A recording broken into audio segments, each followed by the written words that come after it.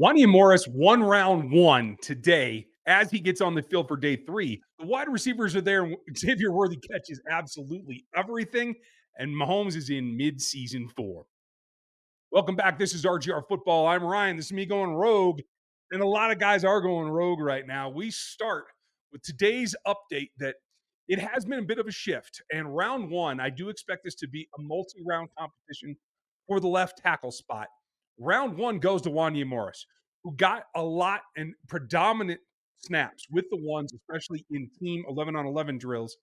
And it was Kingsley Suamati playing with the second team today. That may flip tomorrow. We'll have to see. But every 3-4 days, especially once the pads come on, there will be a round of competition here. And I love that. I think that that's going to build both these guys into contenders to be not just the starters in Kansas City, but guys that push for respect around the league. They're both super young. So a back and forth battle is not unexpected. But round one does go to Wanya Morris against my actual expectations, to tell you the truth. So that tells me two things. One, that this is going to be tighter than I thought it was going to be. And two, Wanya Morris can step up his game too. He has recognized that with the rookie coming in to push him, he is able to take his game to another level, and he's been doing that so far early in camp. Can he sustain it? That's going to be the big question. Now, another news, a guy who was not out there for the second straight day, Xavier Worthy misses practice. He catches just about everything, including strep throat, which sucks. And I know it because I've had it and told my kids in the whole 9 yards. The team's keeping him off the field to keep him isolated, basically to keep that stuff from spreading. So Andy Reid said he is getting better, but that is pretty significant contagion. So let's keep him isolated. Hopefully he's back because day one looked very, very good. Let's get some pads on. Let's see what he does next because he's not the only one catching big passes. The deep game is here. They're going to try to minimize. They're going to try to say, hey, we're not focusing on it as much, but they are. That's the truth.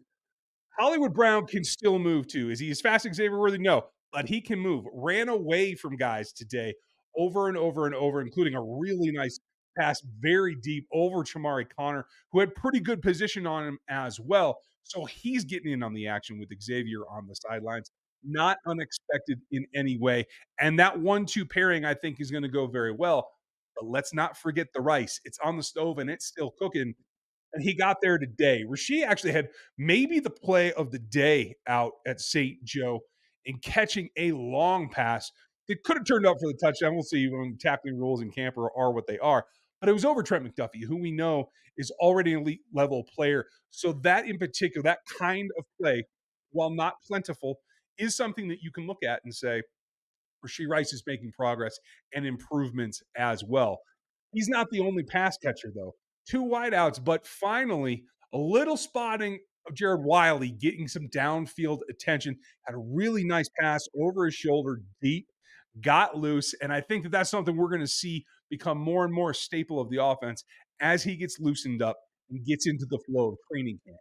It's key that Patrick Mahomes is looking for all these guys and trying to get everybody the ball while they can, but while attacking the defense. That's going to be paramount this season. Whether they're getting two high safeties, whether they're getting press man, whether it's an all-out cover zero, Patrick's got to be able to look at multiple levels, including the deeper halves, and be able to trust his receivers to go get that. I love that that's happening early. That's going to pay off later in this season.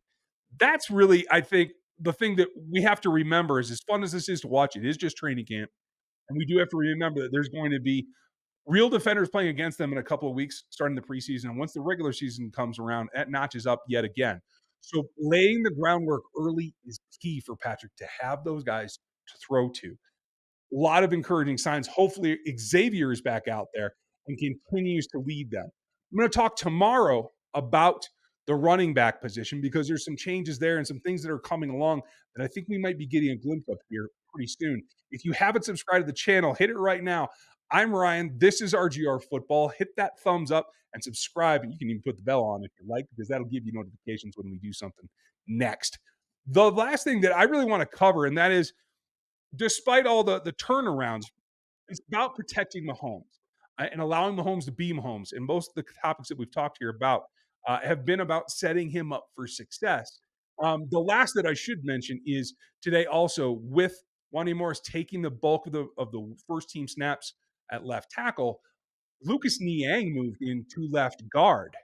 That was very intriguing, and I think maybe a way to salvage what you can get out of Lucas Niang. I like the concept. He is a very large man and provides an inner anchor to your younger players that are out there on the island at left tackle. That might be something that provides a little bit more comfort. We'll see if he gets to double down and gets continued opportunity at that spot while Joe Tooney remains out at St. Joe at Chiefs training camp.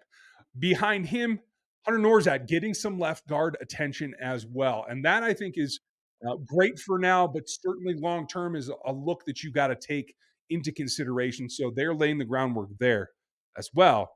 And all those changes go in to say that Patrick Mahomes is Patrick Mahomes. He's going to look deep. He's going to do what he does, run around the pocket.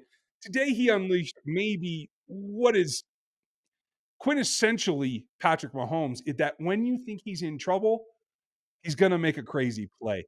This was another roll to his left, cross his body where he has to turn his shoulders. And he was able to do the sidearm thing, deliver a bullet to Justin Watson coming down the field. He was able to sit down and get a chunk gain off of a play that normally you would say was broken and maybe unsalvageable for any other quarterback in this league. But Mahomes is making Mahomes plays. And that's what's showing me this. Maybe it's the being able to play NCAA in the dorm room at night. Maybe it's just that he's going to be a father for the third time.